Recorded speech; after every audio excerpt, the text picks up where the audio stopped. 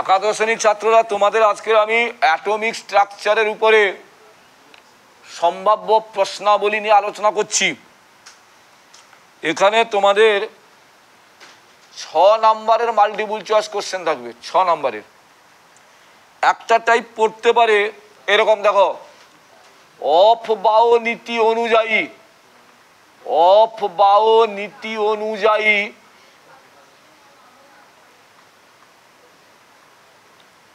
Electron প্রবেশ করে, electron প্রবেশ করে যখন অপশান এ n+l এর মান সর্বাধিক, অপশান বি n+l এর মান সর্বনিম্ন, অপশান সি n+m এর মান সর্বনিম্ন, অপশান ডি n+m এর মান সর্বাধিক। কোনটা হওয়া উচিত? অফবাও নীতি অনুযায়ী কোন উপকক্ষে আগে ইলেকট্রন প্রবেশ করবে তা n+l সূত্র দ্বারা নিয়ন্ত্রিত, এবং যে ক্ষেত্রে তার মানটা ন্যূনতম হবে, কম হবে। তার মানে option B is the right answer.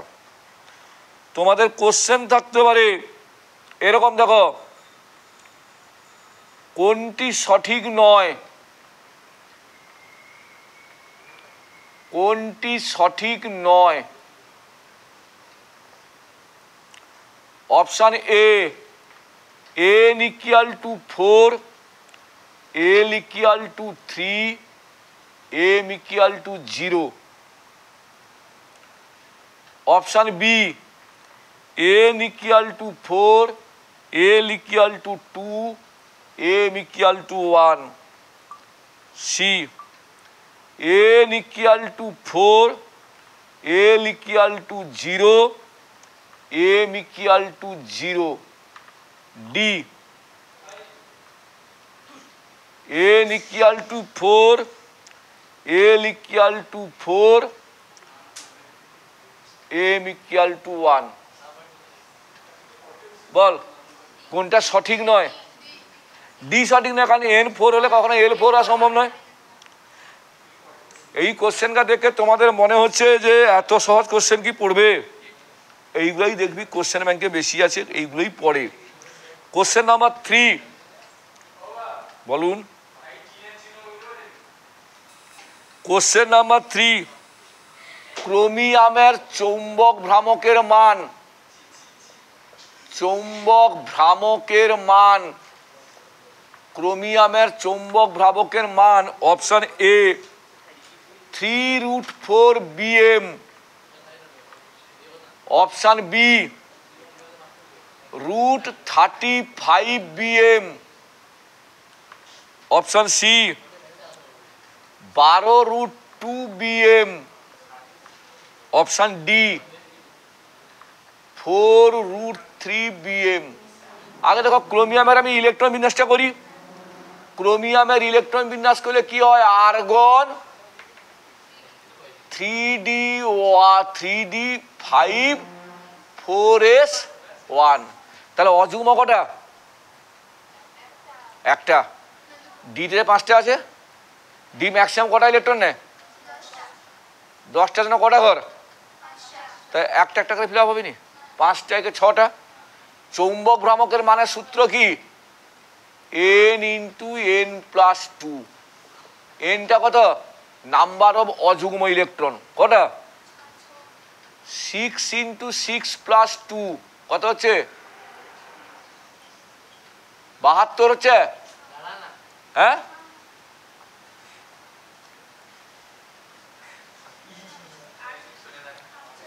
ওই 48, সরি 48 হচ্ছে তো। 16, তার মানে 4 × √3। হ্যাঁ, তাহলে অ্যান্সার কোনটা হবে? 4 × √3। এইটা option D is the right answer. এত বিএম।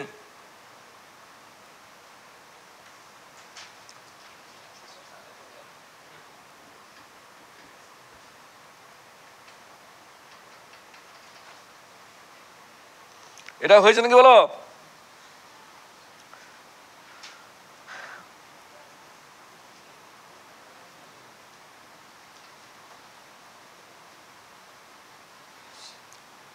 এবার তোমাদের দেওয়া হলো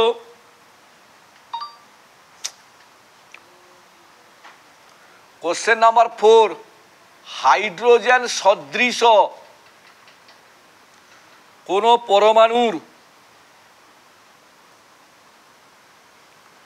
হাইড্রোজেন সদৃশ কোন পরমাণুর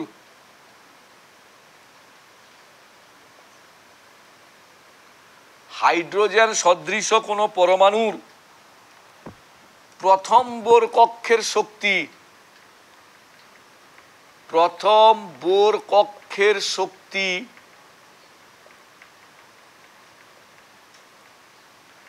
13.6 MeV হলে, মেগা ইলেকট্রন ভোল্ট হলে, দ্বিতীয় ও তৃতীয় কক্ষের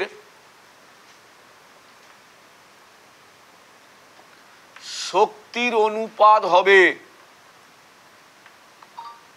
শক্তির অনুপাত হবে, বুঝছেন? Option A 2:3, option B 3:2, option C 9:4, option D 4:9। আমরা কি জানি দেখো, আমরা জানি En = E1/n² জানি তো। তাহলে E2 সমান কত হবে? E1/2² মানে 4। E3 কত হবে? E1/3² মানে কত? তাহলে E2:E3, E1/4 E1/9, that is 9:4। কোন অপশনটা হচ্ছে? এইটা পরীক্ষাতে মানে 1/4:1 পূর্ণ সংখ্যায় নিলে কত হবে? 9:4 হবে না? 36 দিয়ে গুণ করে দিতে হবে, 439। পরীক্ষায় এটাকে একটু ঘুরিয়ে দিতে পারে, প্রথম বোর কক্ষের শক্তি না দিয়ে ব্যাসার্ধ দিয়ে দিল, ব্যাসার্ধ দিয়ে দিল, প্রথম বোর কক্ষে ব্যাসার্ধ দিল, তখন ব্যাসার্ধের সময় কি হবে? ব্যাসার্ধের সময় কি হবে? Rn = কত আমরা জানি? R1 × n², এটা জানি। তাহলে ওটা একটা কোশ্চেন আলোচনা হয়ে গেল, ওটা 5 নম্বর কোশ্চেন হয়ে গেল। নেক্সট কোশ্চেন, একটি ঘূর্ণায়মান কণার, একটি ঘূর্ণায়মান কণার, একটি ঘূর্ণায়মান কণার, এটাকে মুছে দেবো, একটি ঘূর্ণায়মান কণার অবস্থানগত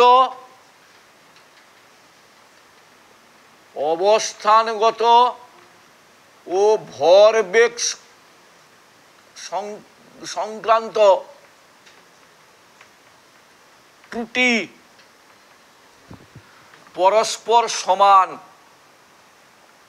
পরস্পর সমান হলে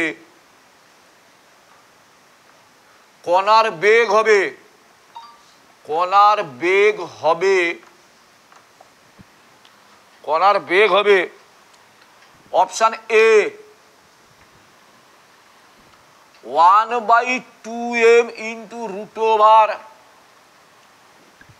√h/π,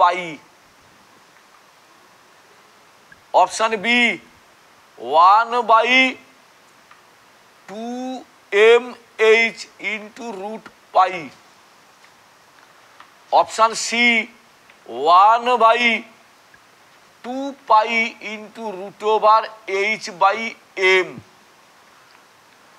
অপশন ডি 1/2π × √m/h। ভালো করে ফলো করো। আমার কি বলেছে? একটি কণা, একটি ঘূর্ণায়মান কণার অবস্থানগত ত্রুটি এবং ভরবেগ সংক্রান্ত ত্রুটি।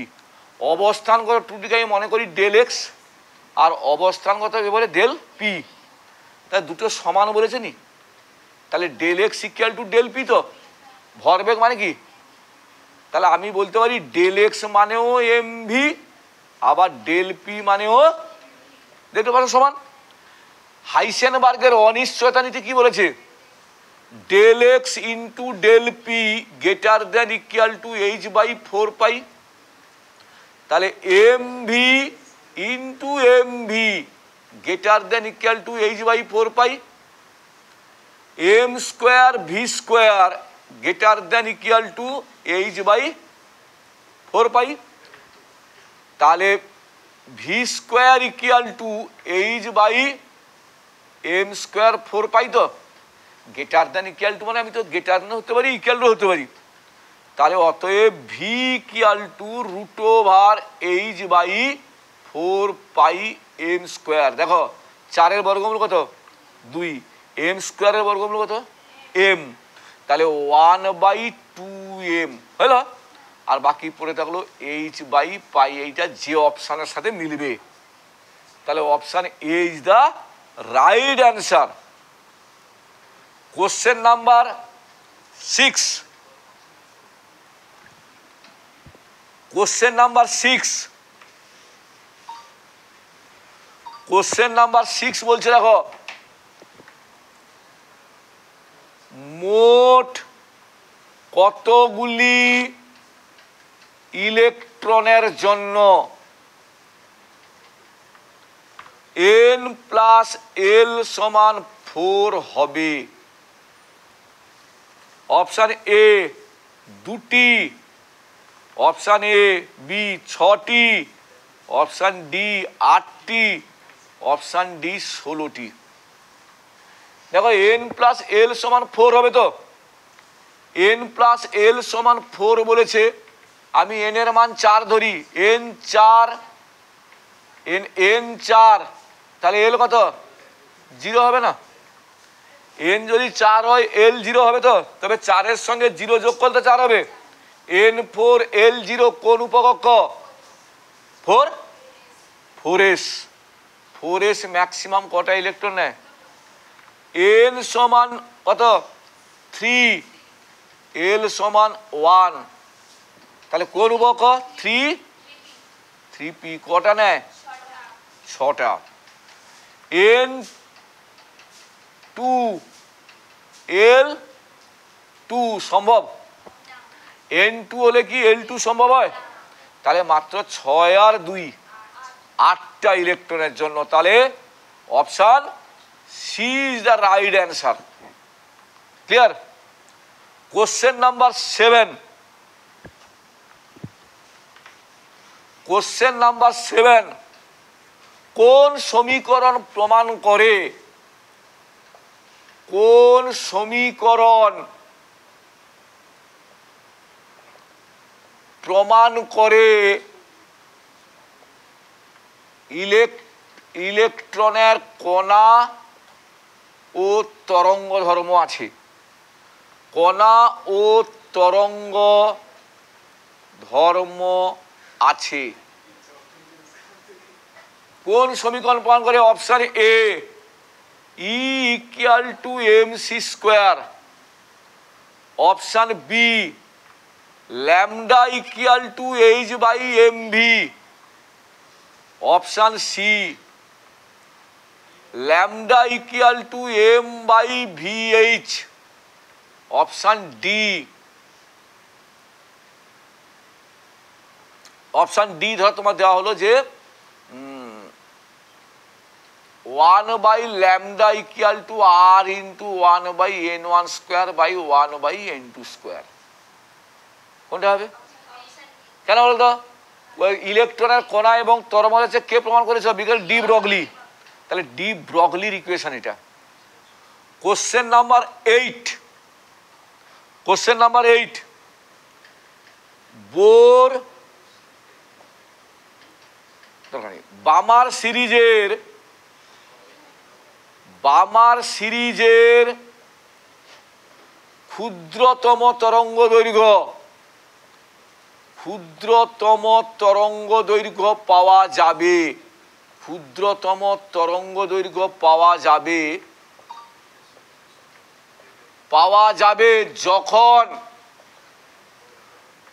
Option A n2 = 3, option B n2 = infinity, option C n2 = 4, D n2 = বলা সম্ভব নয়।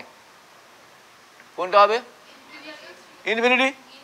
ইনফিনিটি যে কোনো, শুধু বামার কেন, যে কোনো তরঙ্গ দৈর্ঘ্যের তার ক্ষুদ্রতম পাওয়া যাবে যখন n2 এর মানটা হবে। তাহলে বামারের ক্ষেত্রে n1 এর মান কত? n1 এর মান হচ্ছে 2, লিমেনের জন্য n1 এর মান 1, বামারের জন্য n2 এর মান 2, প্যাসেঞ্জার 3। এইটাকে যদি আমি ক্ষুদ্রতম যে তোমাদের সাজেশন দিলাম, পরীক্ষায় দিল দীর্ঘতম তরঙ্গ দৈর্ঘ্যের জন্য, তখন এইটা উত্তর হবে n2 = 3। আমি এটা বলেছি, ইউটিউবে আছে, পরের কোশ্চেনটা মুখে বললাম, ইউটিউবে লেখা নেই, স্যার বলেনি, এটাই হবে। কোশ্চেন নাম্বার 9, Cr3+ এর অযুগ্ম ইলেকট্রন সংখ্যা, অপশান এ